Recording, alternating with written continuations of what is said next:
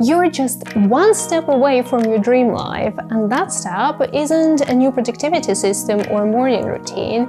It's learning to stop seeking everyone else's approval and start trusting yourself. So last year, I spent 2.5 months agonizing over a job offer, and I really need to tell you about this because it kind of opened my eyes to how much my life has been revolving around other people's opinions. Last February, I started my own business. I was almost from the get-go making enough money to pay the bills, but not enough to make me feel comfortable. So around autumn, I decided that I'm gonna test a cold outreach strategy, my own approach to cold outreach, to see if I can land more clients, strengthen my cash flow, build a stronger safety net for myself, and all of that. And around the same time, I got this job offer. High salary, nearly $100,000 a year, which for a 27-year-old in Europe is a big deal. Amazing clients, big enterprise logos that would make anyone's portfolio look genuinely great. The kind of work I really enjoy, a mix of strategy and execution. A really high title, which shouldn't probably matter, but it did. So on paper, it sounded genuinely great, but it also meant going back to 9 to 5, doing, 40 hours a week, potentially giving up on my freelance account and this YouTube channel because I know myself and I would have not been able to handle all 3 projects at once. So I went back and forth on it for some time. In parallel, cold outreach proved to take a little bit longer than what I initially planned. It was working fine. I was getting replies, I was getting an occasional meeting, but it definitely wasn't enough, and 3 months in total probably wasn't enough for me to land the number of clients I needed to feel secure with my finances. So of course I started panicking. What if I will never be able to sustain my business? What if that job offer is my last chance at stability? What if nothing better comes my way? Until one day it hit me. It was never about money. I didn't feel like I was a good enough expert to pull it off on my own. I needed that 100K salary, those big logos, that title to prove to everyone else that I was good enough. And once I realized that, I knew I had to say no. And by the way, this is a story with a happy ending. My decision to stay true to myself proved to be the right one. So watch until the end to find out. But yeah, I realized that the biggest blocker on the path to my own dream life was an over-reliance on everybody else's opinions. So let me start with the biggest one, because this is where people-pleasing does the most damage. When you're trying to be liked by everyone, you cannot express yourself authentically. And when you cannot express yourself authentically, you literally cannot build your dream life. Whether you're creating content, building a business, or trying to form a new relationship, it is your authenticity that attracts the right people.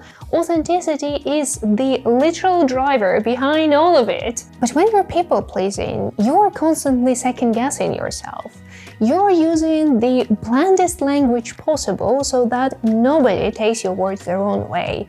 You're avoiding using both hooks or being direct because what if somebody gets offended? But listen, people who are there to listen to you will always find something useful in what you have to say, and people who are constantly online or constantly trying to pick a fight to get upset will always find a reason to get upset. So when you act like it's your responsibility to coddle everyone's feelings, to make sure no one anywhere could possibly be offended by accident, you are playing small. You are not showing up as yourself. And without your authentic self, you cannot attract your dream clients, dream audience, dream partner, dream life, because they are looking for you, not some watered down version of you. The second way people-pleasing sets you back is that it makes you act against your own values. And this happens all the time, right? You get unsolicited advice from your parents on how you should dress up or what major you should choose at the university, and then you listen. You go online and you read about what's possible or not possible for people of your background, and you listen. You take advice from people who haven't walked in your shoes, don't share the same dreams, don't even have the same values, and you still listen. Why? And even when there's the best intention behind it, and it comes from people you love and trust, their advice might not be right for you. Like, I love my parents to bits. They're the most supportive, amazing parents I could ever dream of, and yet I would never ask their advice on my career. Why? Because their values, their career trajectory, their career preferences do not align with mine. It doesn't make sense to ask somebody how to run a business if they never run a business. It doesn't make sense to ask a person whether taking a big risk will pay off or not if they never taken a big risk in their life. It doesn't make sense to ask relationship advice from a person who's never been in long-term relationships. In most cases, people cannot give you good advice because they do not have access to your background, your values, your inner work. Only you can do that for yourself. You should trust yourself, your own knowledge, your own background, and make decisions based on that. Because when you structure your decisions around other people's approval, you're essentially letting them live your own life, and they are not qualified for that job. And this brings me to the third way people pleasing destroys your dream life. It wastes your energy on things that do not matter. Let me give you a very personal example. I used to be quite judgmental about cosmetic procedures. Like, I still prefer a natural face, that's my personal preference, but I used to actually judge people based on who got work done. I would see someone with lip fillers and spend mental energy thinking, why would she do that? Does she really need that? And I'd get kind of obsessed about it. And then one day I realized these women decided for themselves that they wanted a certain cosmetic procedure. I don't like it, I don't do it. They wanted it, they did it, the end. Me obsessing over their choices was absolutely pointless and just a waste of life, really. And this is what happens when you build your life around seeking external validation. You become mentally codependent. You structure your life to be liked by others, so you expect everyone else to do the same. And when they don't, when they act confident and authentic, you feel threatened, jealous. You wish you could be that person, but you're not. So you judge them instead. And this is coming from a very vulnerable place for me because I used to be that person.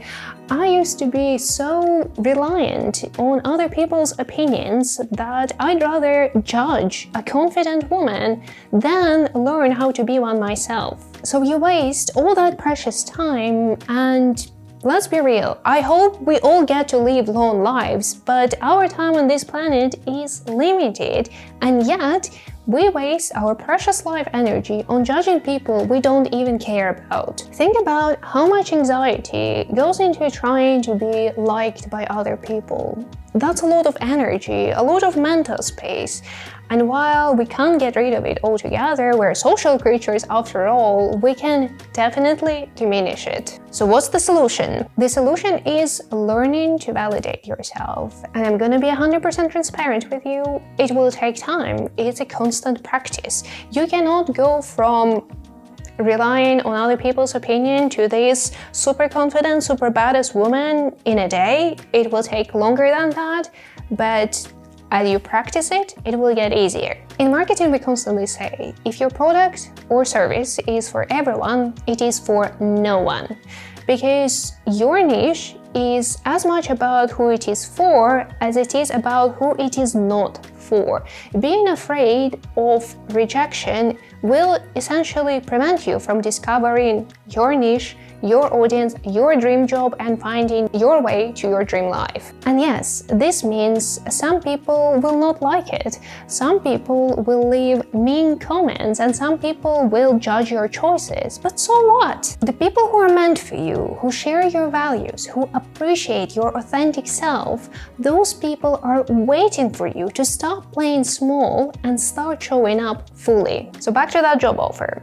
I said no, I chose to trust myself instead of chasing external validation, and I'm not gonna lie, it took effort. It wasn't like I rejected that job offer and suddenly everything was perfect.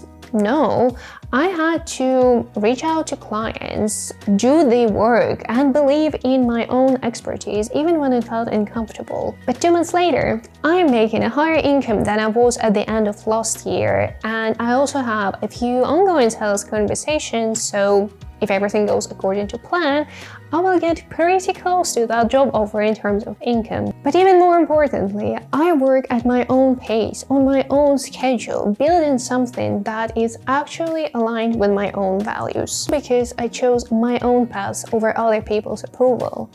And this decision is waiting for you too. Not a new productivity system, not a new morning routine, just the decision to trust yourself more than you fear other people's opinions. And this is it. I hope this video resonated with you. Remember to like and subscribe if you found this video useful, and as always, I wish you a great day and I will see you next time. Bye bye!